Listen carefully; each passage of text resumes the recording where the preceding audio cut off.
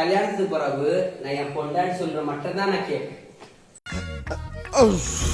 நான் என் இஷ்டத்துக்கு தான் இருப்பேன்.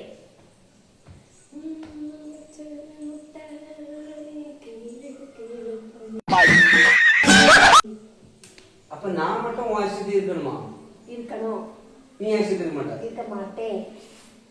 இது என்ன வாழ்க்கை? அதுதான் வாழ்க்கை. வாழ்க்கைனா அப்படி இப்படி முன்ன பின்னே இருக்கதான் செய்யும். அட்ஜஸ்ட் பண்ணி வாழதான் வாழ்க்கை. முன்னே பின்னே இருக்க முடியாது. என்ன முன்னே பின்னே இருக்க மாட்டாங்க ஒருத்தரும். நான் ஒரே மாதிரி அப்படி இருப்பேன். என்னென்ன சொல்றோம் பாருங்க. நான் என் இஷ்டத்துக்கு தான் இருப்பேன். என் இஷ்டத்துக்கு தான் நிற்பேன். அப்புறம் கொண்டே முடிய பிடிச்சி போட்டு அடி.